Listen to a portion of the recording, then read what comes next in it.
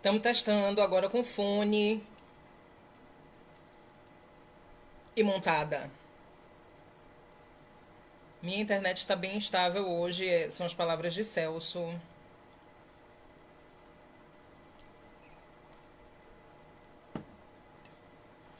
Hoje eu vou dar dicas de como beber água sem sair o batom. Oi, gente, tudo bom? Celso está se recusando a entrar. Me odeia. Tô com dente sujo de batom. Fala aí, pessoal. Não, tá tudo certo, né? Isso vai ficar salvo no IGTV. Situação.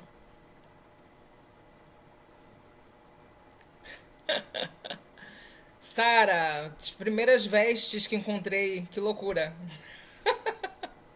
Passei assim um rímel apenas. Estou aqui como acordei, a cara lavada. Aqui, Celso. Vou com o Celso. Tá enorme! Pandemia, quarentena, o cabelo tá enorme. O de Celso está diminuindo, o meu está crescendo. O meu cabelo não tá diminuindo, não, me respeite. Por ó. Tá maravilhoso. Deus é mais. Olá, olá, boa noite. Fran! A gente pode ficar cumprimentando as pessoas que entram? Pode. Se isso não ficar atrapalhando, picotando o tempo todo. Boa noite, começamos agora Olha. a live do Secult. Live do Secult especial. Especial. Hoje é uma live especial, gente. Porque... É uma live especial. A gente vai pensar aqui juntos, começar a pensar sobre caminhos para o teatro em tempos de pandemia e pós-pandemia. Estamos chegando, já temos 13 pessoas, é um número cabalístico, subiu para 14. A gente pode começar, inclusive, fazendo uma meditação. Uma meditação, ema, cada um com seus problemas. Especial mesmo, Dona Sara tá falando. A gente vai falar um pouco sobre teatro, mas sobre Paula Alice, vamos falar um pouco sobre ela, a própria Paula Alice. A gente vai falar um pouco sobre internet, sobre ensino de teatro, sobre novas formas, novos modos de entender teatro. E ouvir um pouco o que essa mulher maravilhosa tem para falar. A gente vai ouvir um pouquinho, vai esperar um pouquinho ou já pode começar? A gente está fazendo um... Ai, tremi uma coisa aqui. Se alguma coisa cair, eu tô perdida, que eu fiz uma arapuca. Eu estou tomando chá. Esse é meu chá. Pra isso aqui funcionar, peraí, onda. Eu tô tomando água, tá? Só que eu, coloquei um recipiente lúdico. Entendi. Dupla incrível. Patatinho e patatá, né, gente? Estamos no caminho. Então, esta é a live do Secult, que acontece toda terça-feira, às 19 horas. Hoje nós temos a participação especialíssima da queridíssima Paula Alice. Paula Alice é atriz, diretora, dramaturga, escritora, produtora, drag queen. Ela é uma amapô drag, não é isso? Não existe esse movimento da... Existe. Vamos começar falando sobre isso, então? Sobre Vamos! drag? Vamos lá. Começamos a live falando com Paula Alice nesta noite de terça-feira. Diga aí, Amapô Live. Amapô Live, ótimo. Amapô Live não, Amapô Drag. Como é isso? Amapô Drag. Qual é o conceito de Amapô Drag? Veja só, né? Se a gente pensar na década de 80 e até antes disso, que ela começou antes disso, se a gente pensar na figura de El Que Maravilha, a gente já tinha uma mulher cis drag ali, super exercendo essa função. Ok. E ela se dizia, né? Tem vários vídeos que ela fala, eu sou hétero, eu sou gay, eu sou bicho, eu sou drag. Então tem uma coisa ali, né? Mas como espaço formal de mulheres ocupando esse título de drag queen, eu diria que é uma experiência recente, né? Tanto aqui em Salvador quanto em vários lugares do mundo, né? Tem um movimento interessante em Londres. Várias mulheres cis porque a gente tem como mulheres trans, né, que é uma coisa até que uma das drags Amapô mais expressivas daqui de Salvador, que é Ingrid Carvalho, que tem a sua Nájila Goldstar, fala, ela sempre fala, minha crush do sua coração. crush, ela sempre fala isso, né, que drags, mulheres trans já existem há bastante tempo, agora mulheres cis ocupando esse lugar é uma coisa mais recente, de fato. Uhum. E como foi que você entrou nisso, assim? Porque você efetivamente criou uma drag, ela é conhecida... Jéssica. Jéssica. Jéssica Cristoferri. Isaí. Jéssica é uma criação... Bom, na estreia de uma das peças, de uma peça que eu fiz, eu lembro que eu lancei essa piada para Rona e Luna, que são diretores do curta comigo, né? Jéssica surgiu em função de um filme. E eu achava que ia ser um filme sobre como eu não conseguiria ser drag queen aqui no cenário soteropolitano, né? Porque eu achava que ia ser difícil, que eu ia sofrer uma repressão. E, pelo contrário, era apenas um preconceito meu. Fui bastante bem recebida. A gente aprovou um projeto de curta-metragem para contar um pouco dessa experiência, né? O processo criativo do que seria a construção dessa drag. E aí eu tive 5 madrinhas, meu amor, fabulosas. Para quem conhece o filme, que foram Rainha Lulu, Carolina Vargas, Gina de Mascar, Mita Lux. Falei quantas? 4. Falta uma. Valerie O'Hara, já falei? Carolina Vargas, já falei? Mita Lux, já falei? Vou falar de novo. Rainha Lulu. Rainha Lulu, Valerie O'Hara, Mita Lux, Gina de Mascar e Carolina Vargas. 5. Pronto, 5. E no filme a gente conta um pouquinho dessa experiência, né? Como é que é a montação. Eu raspei meu cabelo, tá? Fica aqui a minha entrega como atriz.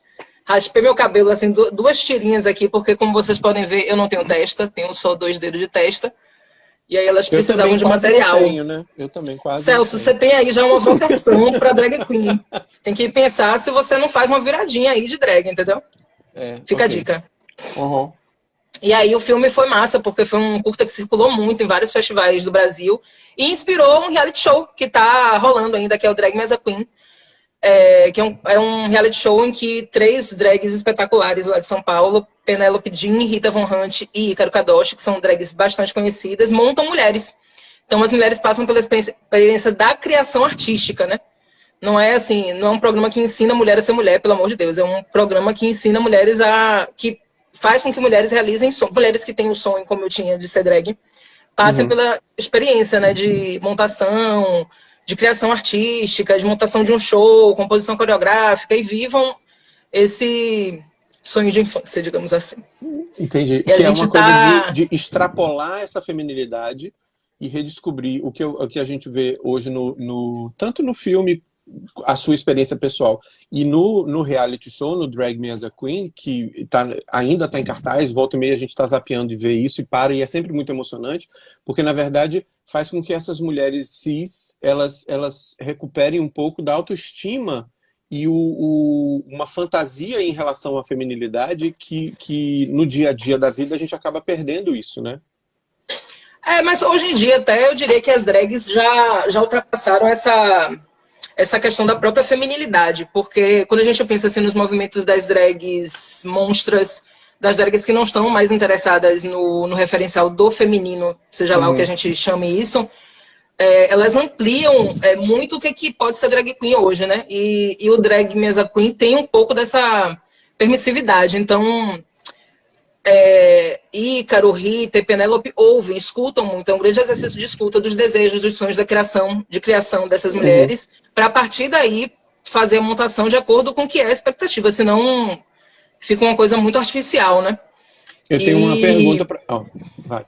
Tá, não, só para dizer isso, assim, que eu acho que para algumas mulheres vai muito nesse lugar que você está trazendo. E para outras não, porque a gente tem mulheres também bastante diversas, né? A gente tenta mapear cada temporada um escopo de mulheres muito diversas entre si, justamente para a gente colocar em xeque essas ideias também, né? Então tem mulheres que não estão interessadas em performar uma feminilidade, estão interessadas em performar uma terceira coisa, uma quarta coisa. Aí isso eu acho bacana, mas passa por aí também. Sim, temos uma pergunta de uma pessoa aqui, que é Paulinha Carvalho. Tá ouvindo? Oi, Paulinha! Paulinha Carvalho está perguntando que ela assistiu o Jessie, o filme, e ela assim, cadê o final, professora? Cadê o final de Jessie? Esse final foi gravado e no final do filme não foi cortado. Acabou sendo cortado. A gente tem uma versão em média-metragem que por diversos motivos não é a versão que circula mais. E aí a gente, muito temerosamente, assim, a gente achava que tinha um outro filme ali dentro do média. A gente ficou com muito medo de cair no limbo dos média-metragens, porque aqui no Brasil é bastante complicado.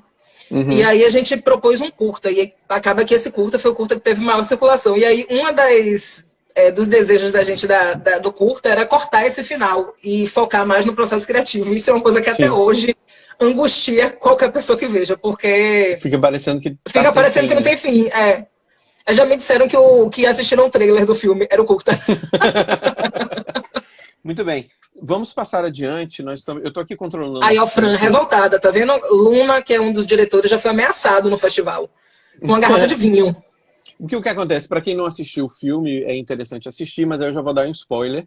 Que acontece é o seguinte: Paula é montada, ela aprende a ser uma drag queen com 5 drag queens madrinhas dela. E aí o que acontece é que vão preparando ela para fazer um show de dublagem. E o filme termina antes do show. É um anticlimático total, mas a gente vê exatamente o fazer, né? Quer dizer, essa construção à medida que ela vai sendo construída. Isso é bem interessante do filme. Você tem uma passagem... Você é atriz, começa como atriz, não é isso? Em que momento você começa a escrever e dirigir? Minha pergunta é essa.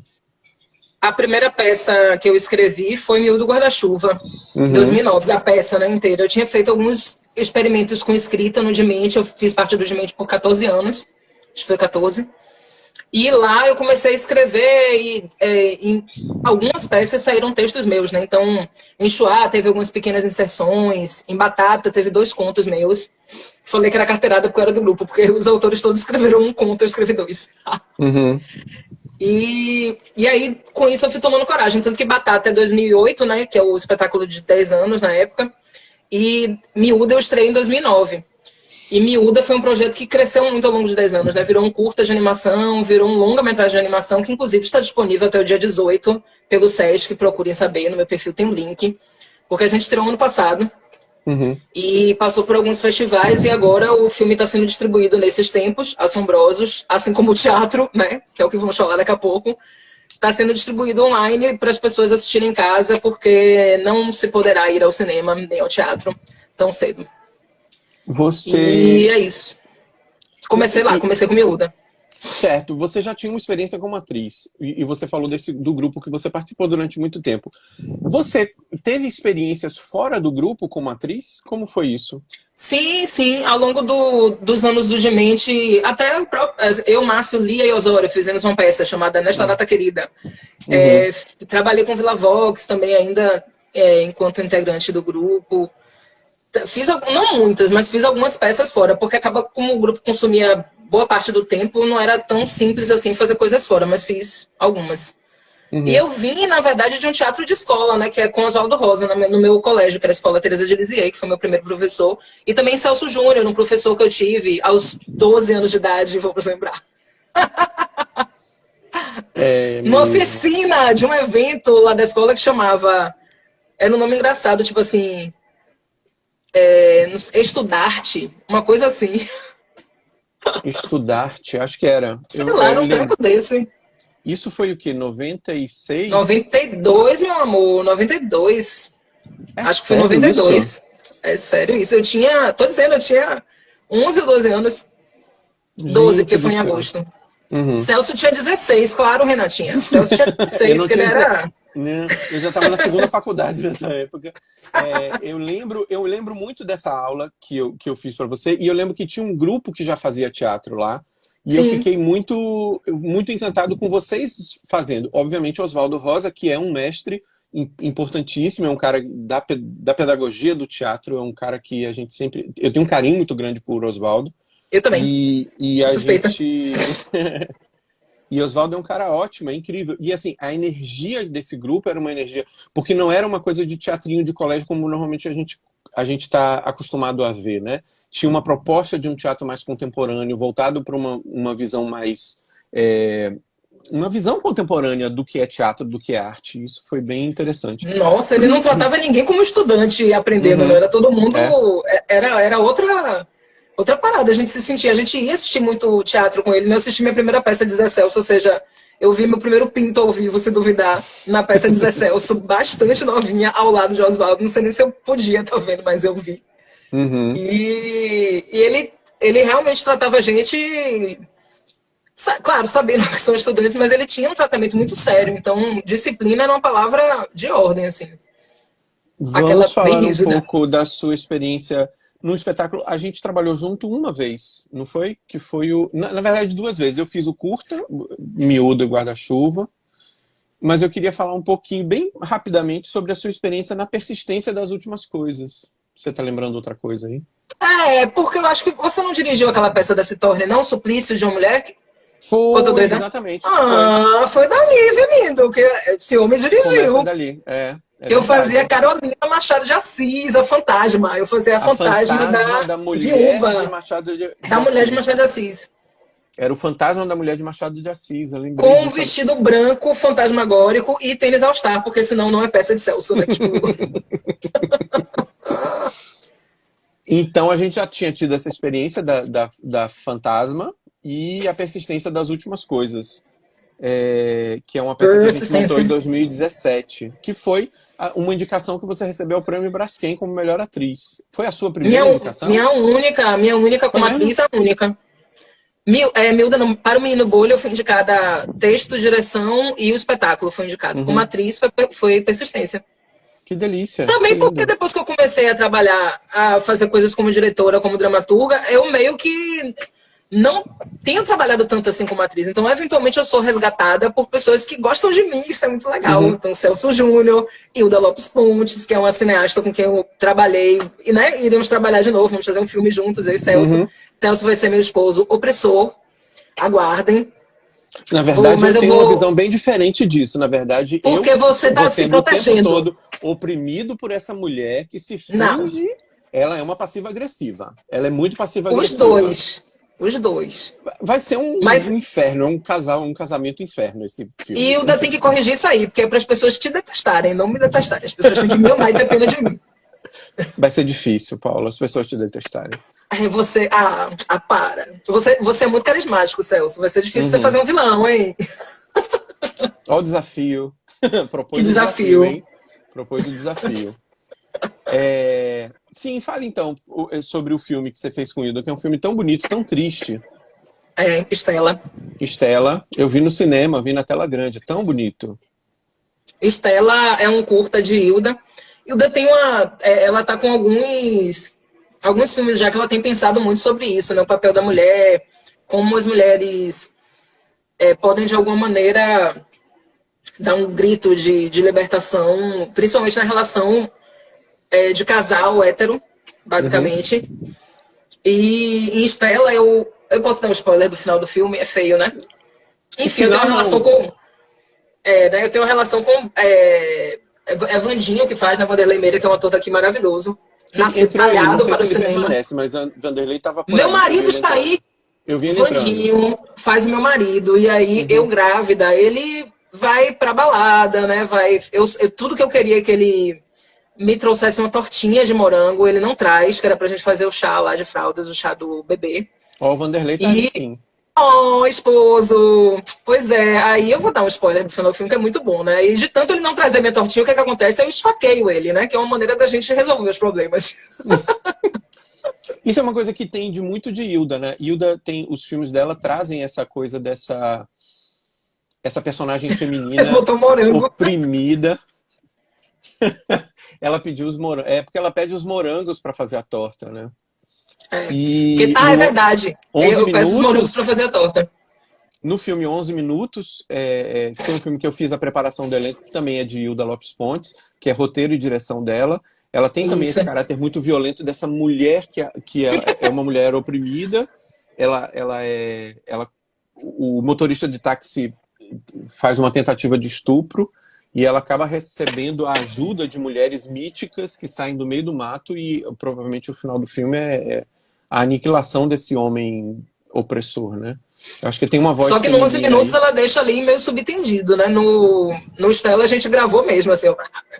Foi uma cena puxada. Sangue, né? Uma coisa. Porque as experiências com terror você tem que ter super cuidado, né? Uhum. e dá uma beirada ali no final do filme, aí era uma coisa que... Agora eu não tenho memória, vocês estão vendo aqui que eu já esqueci que eram morangos que ele trazia, né? Eu falei tortinha, a Franciane tá aqui me corrigindo. Não A tenho gente memória. vai falar, ó, Nádia Vlad está aqui, é adaptação para criança ferida. Calma que eu estou controlando o tempo, viu, dona professora Nádia? Vamos falar um pouco sobre isso. Celso, Nádia criticou, você tá vendo aqui, viu? Eu percebi, estou percebendo. Eu queria chegar justamente nessa coisa a partir da sua relação com Vinícius Bustani, que vocês fizeram a peça dirigida por mim, A Persistência das Últimas Coisas, em 2017. Aí logo depois vocês fizeram o Criança Ferida. Então fale um pouco sobre o espetáculo Criança Ferida no teatro ainda. Como foi o processo dele, qual foi a... Diga aí. Você veja depois a gente fazer para adaptação, porque eu acho que é um caminho possível para o teatro. Continue. Você veja que coisa interessante. Vinícius, acho que no final de 2016, me mandou... A gente nem se conhecia direito, assim, ele entrou em contato. Eu me lembro que no carnaval a gente se encontrou. Ele, eu queria falar uma coisa com você. Aí o tempo foi passando, ele me contactou falando de uma peça que ele queria fazer e tal, me mostrou um material. E eu só pensava assim, ele queria falar uma peça sobre o processo dele, né? Fazer uma peça sobre o processo dele de transição, de saída do armário, que eu detesto essa expressão, mas faz sentido. E aí, na época eu tava super abafada, eu falei, Vini, sim, porém, calma, vamos pensar aqui no tempo, ver como é que a gente consegue fazer. Aí fizemos Persistência, nos aproximamos muito. Eu me lembro que ao longo do processo a gente de vez em quando trocava uma ideia ou outra do processo da peça, e depois de Persistência que a gente falou, vamos se concentrar agora e fazer a peça. E é isso, assim, pra mim, a peça começou, ele me mostrou um calhamaço, assim, de material, de pesquisa que ele tinha feito ao longo do tempo, e de tudo que ele me mostrou, o que mais me interessava, em princípio, eram 2 cartas que ele tinha escrito, uma para Jean Willis e outra para os irmãos, contando um pouquinho sobre esse processo, né, de saída do armário, de como é que tinha sido para ele. Aí eu falei, poxa, eu acho isso aqui tão bonito, assim, escutar a sua voz nisso. E aí comecei a falar com ele sobre teatro documentário, biodrama, a gente começou a ler uns materiais sobre isso. Um grande amigo meu, que é professor da UFPE, você conhece, que é Rodrigo Dourado, tinha escrito um artigo sobre biodrama, a gente trocou, conversei com o Rô também um pouquinho. E começamos a enveredar por essa proposta, assim, de tentar trazer a vida dele como material de trabalho.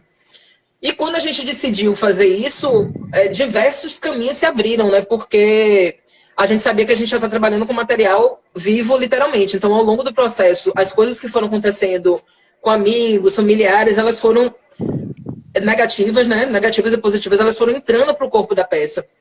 E isso foi uma coisa muito interessante. Até hoje, para mim, foi uma das coisas mais radicalmente transformadoras que eu fiz ou que eu presenciei na minha vida, assim. Porque o que aconteceu, assim, no ambiente familiar de Vinícius, toda a transformação que a peça proporcionou, né, pela abertura ao diálogo e tudo mais, foi realmente bastante impressionante.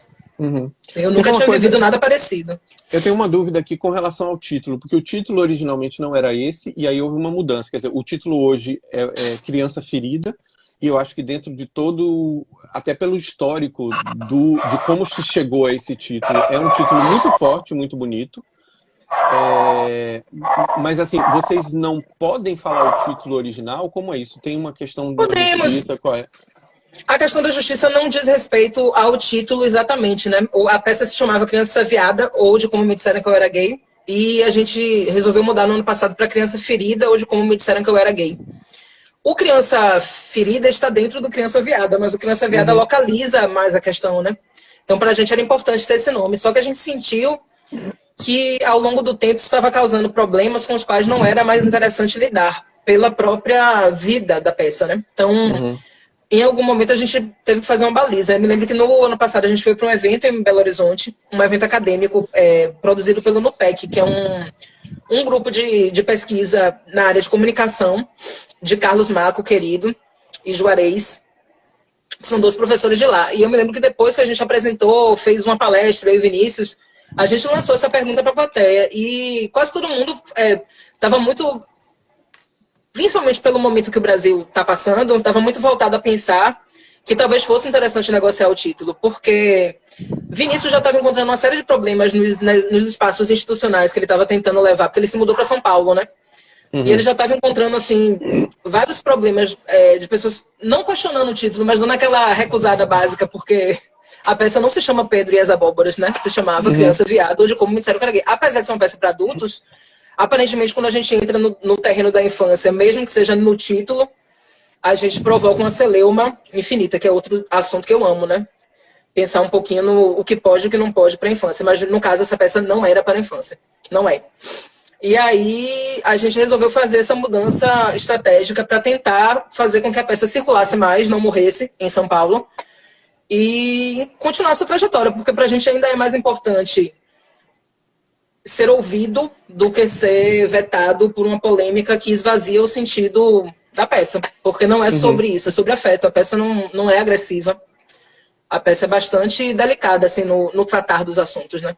É o ponto de vista de um homem adulto, então ele tem autorização para falar da própria infância dele. Ok, aí chega a pandemia. E aí, chega a pandemia. Todo mundo fica dentro de casa. A pandemia chega para mim num momento também ultra, nesse sentido teatral. Eu costumo falar, outro dia eu falei isso, o teatro junto com a dança, que são primos irmãos, o teatro e a dança são as únicas obras de arte em que os artistas e o público estão presentes simultaneamente, respirando o mesmo ar, no momento em que a obra está sendo realizada, né? No cinema você fez antes, no circo também, mas são todos primos irmãos, as artes cênicas são isso. E a pandemia impede um pouco isso de uma certa maneira, você não respira o mesmo ar, você tem alguma coisa de sincronicidade, você tem alguma coisa de transmitir ao vivo, e a nossa tecnologia permite isso, mas você perde um pouco. E Criança Ferida acabou construindo, na verdade foi uma das primeiras experiências que eu vi isso. Como foi, e foi lindo, e foi emocionante. No dia que eu assisti, eu fiquei super emocionado. Eu já tinha assistido o espetáculo no teatro, e ter visto na online era rever de novo, porque a experiência é diferente. A experiência é outra. Sim. Então, como foi essa transposição? E eu queria que você comentasse um pouco sobre essa possibilidade da gente fazer teatro em tempos de isolamento, eletronicamente. O que você vê aí? O que você acha que vai surgir a partir daí? Fale um pouco sobre Criança Ferida online. Tá. Bom, a gente teve uma trajetória em temporadas com a peça que foi muito chocante para mim, né? Porque realmente foi dos meus trabalhos, foi o trabalho que teve uma maior repercussão de público, de crítica, de repercussão mesmo, assim, de forma bem abrangente. Então, Vini se mudou para São Paulo, e no ano passado, quando ele chegou lá, ele já não conseguiu muito, pelo time mesmo, né, do tempo que você tem que fazer a solicitação para receber uma resposta, entrar em cartaz, ele não conseguiu fazer muito isso, essa articulação. Tinha alguns teatros em vista, tinha quase uma temporadinha fechada para junho desse ano, e aí, fevereiro, a gente conversando, negociando, veio março, pandemia. E a gente sempre se falando, né? Suspende o projeto de ficar em cartaz em São Paulo. Beleza, o que a gente pode fazer? Aí Vinícius Bustani, ele é uma das pessoas mais impressionantemente talentosas e inquietas que eu conheço. E ele é um cara do fazer. Então, assim, ele faz cenário, ele faz figurino, ele faz luz, ele produz. Ele é um cara realmente muito interessado nas coisas do teatro, né? Quando ele migrar completamente para o cinema, eu faço ideia do que ele vai fazer, né? E Vini começou a aventar a possibilidade de fazer uns vídeos recortados da peça com Gabriel Valente, que é o irmão dele, com quem ele divide apartamento, né? Ele, Paulinha, que é uma amiga de infância, Daniel, que é o marido, e Gabriel. Ou seja, tinha uma equipe ali naquele apartamento. E aí eu achando estranha essa história, tipo, fazer uns vídeos, mas como é que a gente vai distribuir? Não é um curto, o que é que faz? E aí conversando com o Amadeu Alban, que é um grande amigo produtor, que né, nossa, ele tem 25 galinhas de ouro no quintal dele, né? Uhum. Aí ele veio com essa ideia, Coquinha, será que por que vocês não fazem uma live da peça? Tem formas de vocês, inclusive, capitalizar isso, dê uma pesquisada no Zoom, no que a galera tem feito. E realmente ainda não tinha muita gente fazendo isso. E aí eu lancei isso para Vini no grupinho da gente de WhatsApp, e ele ficou pensando, aí, né, conversa vai, conversa vem, vamos fazer. Aí marcamos 1 ou 2 encontros para fazer a adaptação da peça, e ele começou a fazer as pesquisas com o Gabriel do aparato, né, do que a gente precisaria para viabilizar e o que seria melhor, né? YouTube, Facebook, que plataforma daria um suporte melhor. A primeira experiência que a gente fez via Facebook, na transmissão ao vivo. E foi a apresentação que a gente teve mais números, assim, né? Mais visualização, mais pessoas aderindo. A gente fez um esquema de pague quanto puder, quanto quiser. Tivemos uma adesão bacana, então foi uma coisa que valeu a pena, assim, valeu o esforço, tanto do ponto de vista do público, do engajamento do público, financeiro e de presença, e de comentário, porque isso é uma coisa que eu achei muito interessante, né? Tanto o Facebook quanto o YouTube permite que você comente abre o chat, você comenta durante a apresentação, que é uma coisa que no teatro jamais vamos fazer se temos bom senso, né? Você vai ficar conversando com um coleguinha durante. Mas eu achei isso muito interessante, porque você vai vendo os comentários e comentando também ao longo da apresentação. É uma outra forma de interagir, né? Seja comentário simples ou comentário elaborado. E isso ia dando uma noção pra gente, né? Se a peça estava chegando, não chegando, de que forma. Alguns rituais são mantidos, né? A gente manteve os 3 sinais. E a gente vê que quando acaba, tem as palminhas, né? As pessoas botam um desenho da palminha lá, comentam. Ai, que legal! Parabéns, necessário, essas coisas, né? Em termos de adaptação, como o espetáculo ele já era palco italiano, ele foi uma adaptação relativamente simples. Só que a gente tinha uma preocupação de fazer valer a câmera. Então, você não está apresentando para uma plateia. Você tem uma plateia atrás da câmera que você não ignora, que eram Daniel, Paulinha e Gabriel. Então, eles riem, eles de alguma forma interagem. E a gente bolou alguns pequenos detalhes em que Vinícius pudesse interagir com a câmera, como se a câmera fosse o público. E brincar, né? Brincar com esse formato. Como ele é muito inteligente, isso foi feito rápido, assim, porque era eu no celular fazendo uma videoconferência com ele, os meninos na câmera, eu acompanhando, só eu, né? Acompanhando pelo Facebook. E aí a gente vai conseguindo, tem um delay que atrapalha um pouco, né, de transmissão, mas tornamos a coisa viável. Não, mas, desculpe, mas essa transmissão que vocês fizeram, você ficou dirigindo online, é isso? Eu fiquei dirigindo online. Entendi. Fiquei dirigindo online, porque tinha mas não detalhes... o público não estava presente nesse... Não, porque no Facebook você tem como permitir que apenas uma pessoa veja. Entendi. Tá. Então ele abria pra mim, me convidava, eu assistia e ninguém mais entrava. Uhum. Aí eu via como a transmissão estava saindo e falava com ele pelo telefone, tempos modernos. Entendi. E tinha muita coisa que a gente tinha que pensar de ajuste de luz e de corte de câmera, porque Gabriel, maravilhoso, pensou nas inserções na peça de depoimentos. Como a gente tinha uma parte que a plateia lia alguns textos, os textos das cartas que eu falei, a gente ficou nessa pira do que fazer, e aí surgiu essa ideia de pedir para algumas pessoas lerem a carta, né, e mandarem pra gente o vídeo. A gente fez essa chamada pública, as pessoas mandaram os vídeos, então, em determinado momento da peça, entravam esses vídeos. E aí dava a possibilidade da gente de fazer corte, né? Com a câmera, mudar a posição de Vinícius, mudar a luz. Aí quando você abre de novo, tem uma surpresinha. E isso vai fazendo com que a peça vá ganhando dinâmica, que era uma coisa que me preocupava, que era não matar o ritmo da peça. Então, criar uma dinâmica que fosse específica para o vídeo. E que a gente usasse isso a nosso favor e não contra a gente. Sim. E para mim foi uma experiência muito bem sucedida, assim, pensando no tempo que a gente teve, nos recursos que a gente tinha. A primeira apresentação, essa do Facebook, a gente diagnosticou alguns problemas de áudio, que é sempre o calo do cinema nacional. Não mais tanto hoje em dia, mas é um calinho.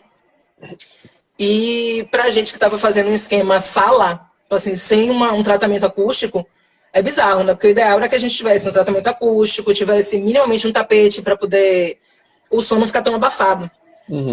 E a gente não tinha. Mas quando acabou essa primeira apresentação, a gente fez uma reuniãozinha pelo grupo para pensar no que a gente queria, né? Se a gente topava fazer uma mini temporada, ou se a gente apresentava uma vez no mês. A gente ficou conversando sobre periodicidade, o que funciona, o que não funciona, como é que a gente ia ajustar essas questões técnicas. Vinícius conseguiu um mega microfone emprestado, que foi o que a gente acabou usando. A gente optou por fazer uma temporada mesmo, de 4 apresentações. Em casa mesmo, no esquema que a gente tinha, com a câmera de Gabriel. O que a gente fez foi conseguir esse microfone melhor. Fez alguns ajustes no tratamento da sala, porque era na sala da casa deles. Então a gente teve que fazer um mini tratamento possível, humanamente possível, na sala. E testou algumas vezes, porque ele é uma pessoa obsessiva, graças a Já. Então ele testou algumas vezes com o Gabriel, até ficar do jeito que a gente queria. E Entendi. rolou essa temporadinha de 4 apresentações. Só que aí a gente já resolveu fazer no YouTube, porque para arriscar, né, para testar, porque a gente sabia que no YouTube a gente conseguia salvar melhor, a transmissão era tinha um pouco mais de qualidade. Uhum. Só que o que o Face apresentava de vantagem era você ter a rede ali mesmo, né? Então muita gente que nem sabia da peça exatamente entrava. E no YouTube você tem não é uma rede social exatamente, né? Uhum. Mas para transmissão era mais bacana. E pelo fato de você poder ver direto na TV, quem tem Smart TV, né? Quem tem a TVzinha inteligente consegue colocar direto.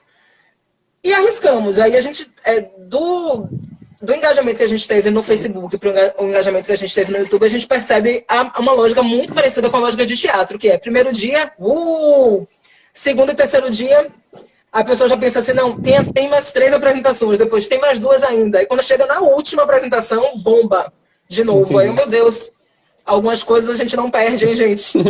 Que algumas coisas na transição, permanecem, né? Algumas coisas permanecem. Eu tenho uma dúvida com relação a isso. Sim. Não, termine. Gente, eu quero dizer que eu tô ficando alérgica durante a live. Que loucura. Eu tô me nariz entupindo. Peraí, deixa eu beber água. Água. É água. Água. É água e café. Ok.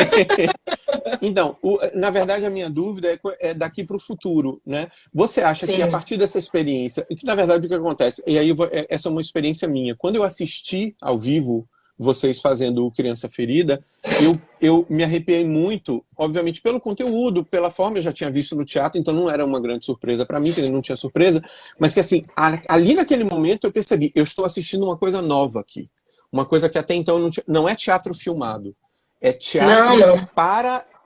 Para essa nova mídia. Sim. Mas aí tem uma diferença que é isso que eu quero chegar agora na pergunta, que é a nossa última pergunta, talvez, que era o seguinte, a ideia, o conceito, a estrutura, surge a partir de adaptações de um espetáculo que já existia na cena. A minha dúvida é, daqui para o futuro, você acha que a gente vai começar a criar para esse tipo de mídia? Já está sendo feito, na verdade.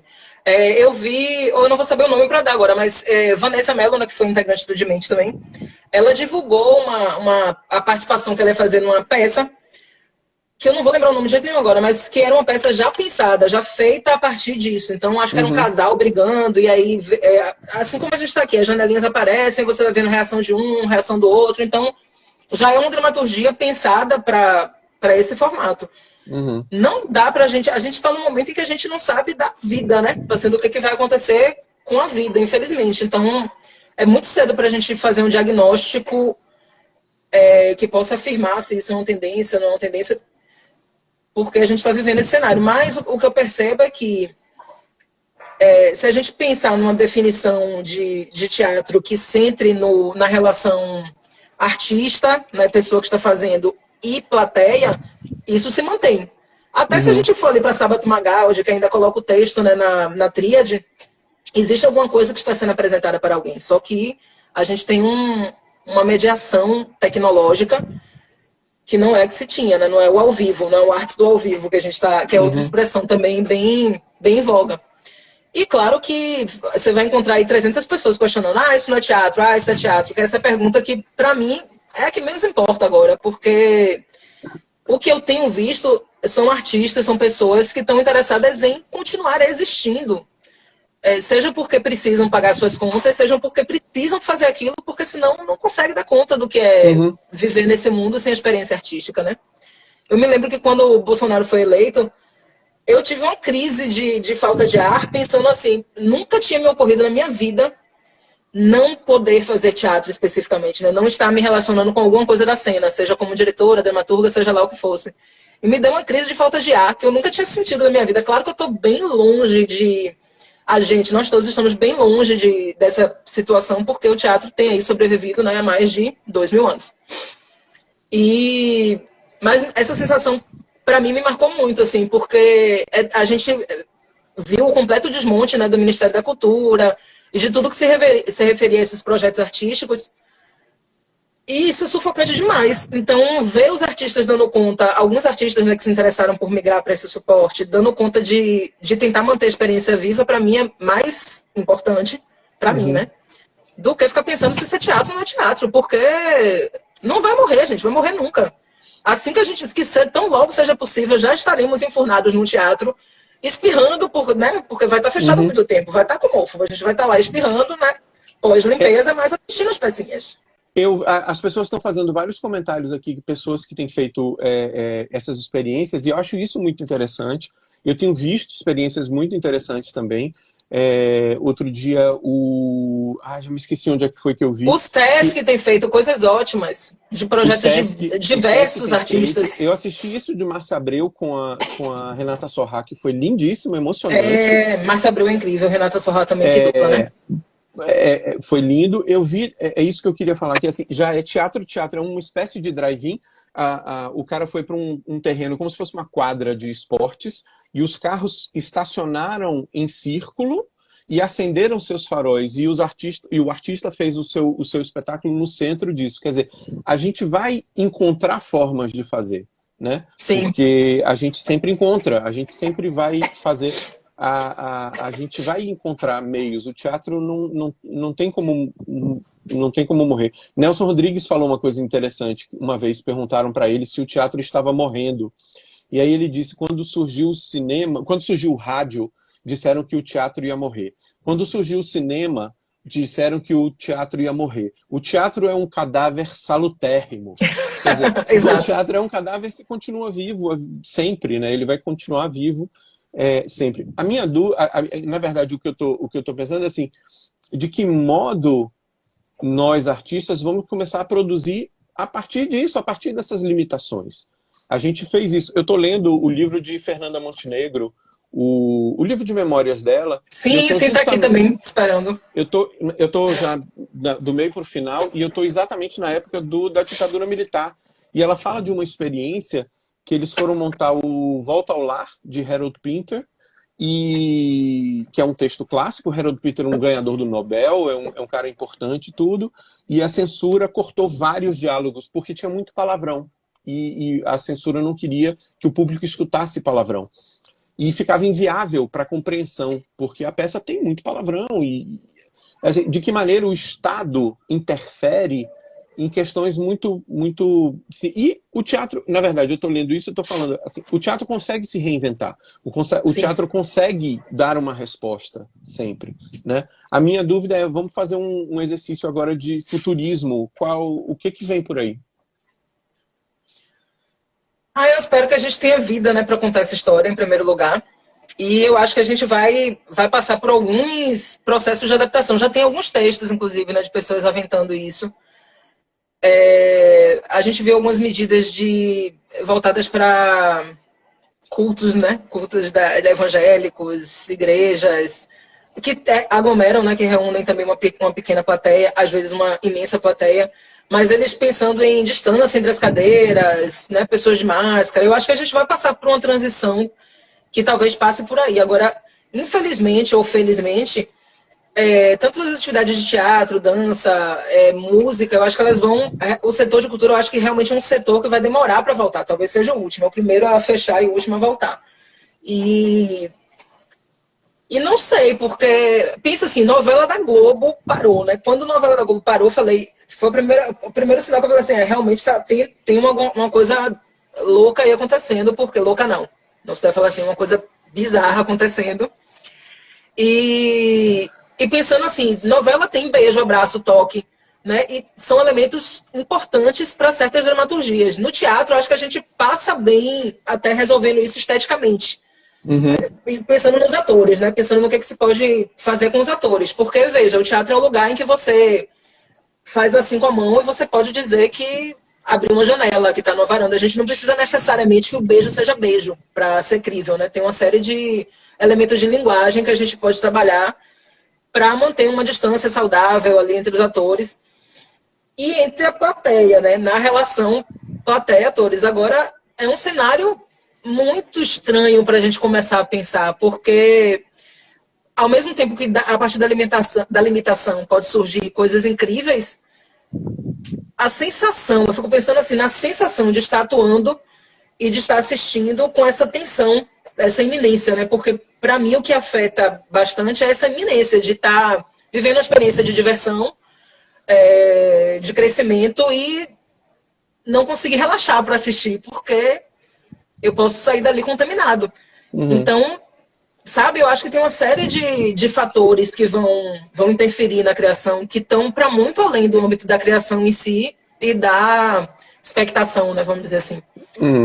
Então, é difícil dizer isso. Eu acho que a gente vai se adaptar porque a gente já está fazendo isso há muito tempo. E como o Renatinha disse aí, já mataram cinema, já mataram teatro 300 vezes, né? Então, e a gente continua fazendo, seja para pouca gente, para muita gente. Vamos encontrar formas. Eu não acho que vai acabar, assim, não por isso. Outro dia eu estava fazendo vai ser terrível. Eu estava fazendo na verdade, lembrando um pouco que teve a peste bubônica no século XIV, no finalzinho do século, na verdade, no início do século XV, teve um grande surto de peste bubônica na Europa, e com o final da peste bubônica começou o Renascimento. Quer dizer, o final da peste fez surgir uma nova forma de enxergar o mundo. Da mesma maneira, a gente tem, mais recentemente, há mais de 100 anos atrás, que foi a gripe espanhola, que foi a grande pandemia de influenza que assolou 1/6 da população mundial morreu, que foi entre 1918 e 1920, e quando termina isso, a gente tem Semana de Arte Moderna, quer dizer, a arte entra em novos códigos, novas formas de existir, né? De se reinventar, né? As formas. Então eu acredito, eu tenho esperança de que esse momento pandêmico mundial, e a gente tem, não é à toa que isso acontece no mundo inteiro, e a gente sabe que nós e, sei lá, Justin Bieber estamos na mesma situação. Tá todo mundo em casa. Madonna tá em casa. Né? Vamos lembrar. É o quê? Não ouvi. Cardi B, Coronavirus! Coronavirus. Você não viu esse meme maravilhoso? Eu vi, maravilhoso. O que eu estou dizendo é que, assim, justamente no momento que a gente está vivendo o ápice da globalização através dessas ferramentas de internet, a internet é essa globalização total em tempo real, a gente consegue ver tudo, e pessoas sobrevivendo isso, vai surgir disso novas formas de arte, novas formas de teatro, novas formas de música. Eu acredito nisso. Da mesma maneira que lá também, no final da Idade Média, surgiu a Contra-Reforma e surgiu a Inquisição, e da mesma forma que na Europa, com o final da gripe espanhola, surgiu o avanço do fascismo, do nazismo. Quer dizer, tudo isso você tem um grande avanço das artes e da cultura, mas ao mesmo tempo você tem um grande avanço de movimentos muito, muito terríveis. Vamos ver como é que a gente vai conseguir equilibrar e sobreviver a isso. Então, estamos caminhando para o final, são 19h49. Naja Vlad disse que quer que eu toque violão. Gente, vocês vão me fazer realmente tocar isso? Gente, o Celso está migrando, na verdade ele está deixando a carreira dele de ator e diretor e ele vai virar músico. A gente está acompanhando essa transição e ele vai fazer agora uma declaração de amor para mim. Léo, te cuida. Ele me paquerou mais cedo e a gente vai tornar isso público agora. Ai, peraí, eu vou mostrar meu cachorro. Transmúsico. Vem cá, neném. Vem cá. Ai. Vai ter violão. Vamos ver o cachorro de Paula. Vai ter Miguelinho. Hoje, que coisa linda. Não tem Esse é o meu mais novo. Peraí, na boca não. Vamos parecer que a gente é... Opa. Zoofilia. É especial pra Renatinha. Especial pra Renatinha. Oi, neném. Fala aqui com o pessoal. Miguelinho de Vovó Valesca. Vai, Celso. Eu vou cantar para Paula Alice. Léo, desculpa. Léo, marido de Celso. Não rouba meu sapato. I've got chills. They're multiplying.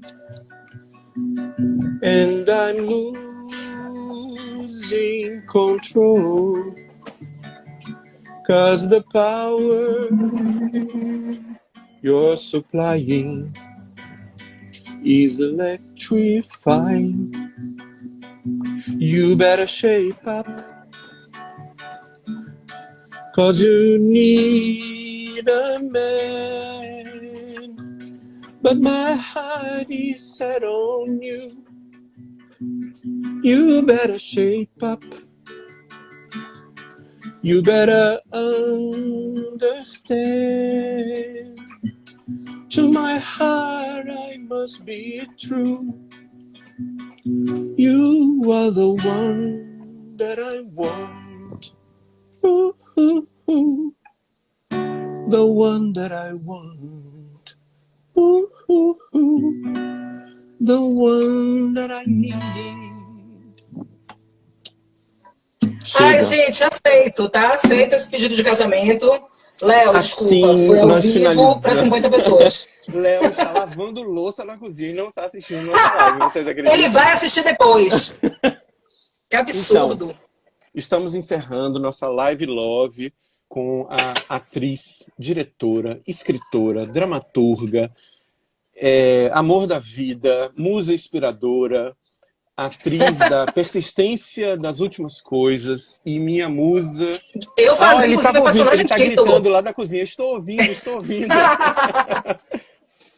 Então, estamos... Eu fazia, inclusive, a personagem título, a persistência. A Paula era a persistência, continua persistente. E aí? A Nádia tá aqui dizendo que ainda tem tempo, viu? Deixa eu fazer meus agradecimentos também, então. Ok. Isso? Então, quero agradecer. Além de tudo isso que Celso falou, né? Eu sou professora, ele também. Nós somos professores do Secult, gente. Por isso que a gente está aqui também. Eu quero agradecer... Eu quero primeiro ao Universo, né? Que proporcionou esse encontro. Com Celso, né? Celso foi um dos meus primeiros professores e a gente tem a felicidade de continuar se encontrando, né? Seja fazendo peças, seja dando aula, a convivência lá na universidade. Então, isso é um grande privilégio para mim. Uma super alegria mesmo, assim, tamo junto. Somos, inclusive, coordenador e vice-coordenadora do curso de Artes do Espetáculo, que é um curso voltado, um curso do Secult, né, voltado para cenografia, iluminação, figurino. Então, vi vários alunos do TAI aí, inclusive, e do Bicult também, eu acho. E o que é que Léo tá falando, Celso, que eu tô ouvindo daqui? Encontros na Argentina, encontros na Argentina, a gente se encontrou na Argentina, fui participar de um evento acadêmico, o Celso estava de férias, eu acho, sei lá, não lembro. Estava de férias. Né? Comemos uma coisinha, foi legal. E é isso, agradecer o encontro. Tango, maravilhoso. Maravilhoso. E a experiência, né, participar da live daqui do Secult, que é um projeto massa, assim, a gente tem tentado sobreviver na pandemia, não somente os artistas, mas também a universidade pública, né, apesar de toda a crise. Bolsonaro, ele conseguiu mirar e acertar nas 3 áreas que eu escolhi para mim, arte, cultura e educação, assim, socorro. E eu sou viado ainda. Pois é. Observa. Eu sou professor, artista e viado. Bom, vamos lá. Você devia ter vindo com sua camisa temática. Mas, enfim, é só dizer que a possibilidade da existência mesmo dessas lives tem sido muito interessante para a gente não deixar justamente a chama se apagar, né? É mais uma dessas experiências que tenta manter isso funcionando, tanto na relação entre professores, alunos, técnicos, tem um engajamento coletivo para que isso aconteça. Isso é muito louvável, então quero deixar isso registrado aqui. E é isso, eu tenho que salvar no GTV, eu tô lembrada. Eu tenho só uma coisa para falar que é com relação a Paula, sermos professores, o fato de sermos professores e colegas, eu dou esse exemplo sempre que para mim é muito real. Assim, eu sou professor para ter colegas feito Paula. Paula foi minha aluna quando eu era adolescente e assim, o que eu sempre penso, eu fiz meu trabalho muito bem feito, porque se hoje nós somos colegas e se hoje nós trabalhamos juntos e trabalhamos nessa relação tão colaborativa e é porque eu fiz meu trabalho bem feito como professor. Eu acho que o trabalho do professor é esse, é formar futuros colegas, seja da mesma área, seja de áreas diferentes. Então eu tenho muito orgulho de tudo que Paula fez e faz e eu sempre presto muita atenção no que ela fala porque eu percebo ali novos caminhos que podem surgir e afinar o meu olhar para um futuro. Eu acho que Paula é o futuro. Eita! Gente, me segue no Insta, então, para acompanhar. Vamos finalizar antes que a gente caia. Ou, não sei, tem que gravar. É melhor, porque agora eu tô ficando tensa, que eu não quero perder esse negócio de salvar no GTV. Agradecer a participação das pessoas, né, que ficaram aqui com a gente, ouvindo a gente falar coisas. Temos aqui Jorginho tá aí, ó, meu dono. Tá aqui. Jorge Alencar também foi meu aluno. Tem várias pessoas que foram alunos e que hoje são colegas. Isso é tão precioso. É bonito. É tão rico, é tão bonito da gente estar trabalhando junto, que é uma forma também de sobrevivência dos velhos. Os velhos vão ficando velhos e aí os que foram mais novos vão aí entra pro elenco de Cocum, que é um filme ótimo, Celso. Viva Cocum! Ok, vamos finalizar. Eu tô ficando tenso também com o negócio pra gente não cortar. A gente pode fazer uma contagem regressiva, porque tem tempo. Eu acho que tem tempo. Aqui não avisa não o tempo que tem. Tô vendo várias pessoas especiais e eu acho que guiar melhor todo mundo. Vi Uhum. alunos. Agora a gente tá só enchendo linguiça, é isso. Estamos enchendo linguiça. Vamos fazer uma coreografia. Que é uma expressão também muito usada em teatro, para quem não sabe, encher linguiça, ficar enrolando. A gente pode fazer aquela foto clássica, Celso, que eu fico assim e você aparece só a boca, aí fica meu olho e sua boca. Bora. Alguém dá print aí, gente?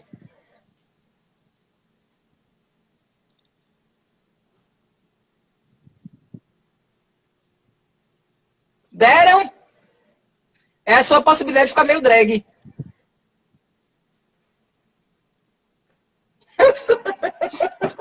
Tá bizarro. Tá Assim certamente. a gente vai finalizar mesmo agora, porque... Depois disso, acho bom finalizar. Então, foi muito. Mas eu um quero que prazer acabe enorme. logo isso, porque eu tô morrendo de saudade. Eu quero voltar a dar aula, ir pro palco, assistir cheiro de mofo no teatro, porque isso faz mal pro meu nariz, mas bem pro meu coração. Vamos em frente, a gente tem muita coisa pra fazer ainda. Vai A passar. gente tem muita coisa. A gente tem muita coisa pra fazer que nada. Eu sou imperativa. Não vou passar por isso, não. Alguém disse que era pra eu levantar, eu tenho que levantar? Levantei. Eu não vou tô levantar pelado, porque não. eu só me arrumei daqui pra cima. Daqui pra baixo não tá combinando. É melhor não. Gente, eu que apareci pelado ontem no GNT. Que isso, Celso? Zazá tá aí também. É, Daddy. Osório tá aqui. Uma importante revelação antes de acabar. Não era café, era licor. Eu tô Em dizendo homenagem a São isso. João. Café. Água. Água, café. Me Esse é o nome da minha finaliza próxima isso, peça. por favor. Por favor, Não, é o nome finaliza da minha isso próxima peça. Não era café, era licor. Aguarda. logo. Vamos finalizar Eu vou isso. finalizar que eu Beijo. tô nervosa. Beijo, gente. Bye, que bye, bye, Beijo. bye. Amor total. Amor total. Encerrar. Eu encerro, né, gente? Levantar o rosto pro print. Não, já foi. Vai, Celso. Já fez? Não sei. Tô nervosa. Eu vou encerrar. Tchau, gente. Tirar Celso. Não, vou encerrar direto, né? Encerra direto. Mas se a gente cair, tá tudo bem. Dá pra salvar também, não dá não? Eu vou encerrar. Tchau. Tem certeza de que deseja encerrar? Tenho.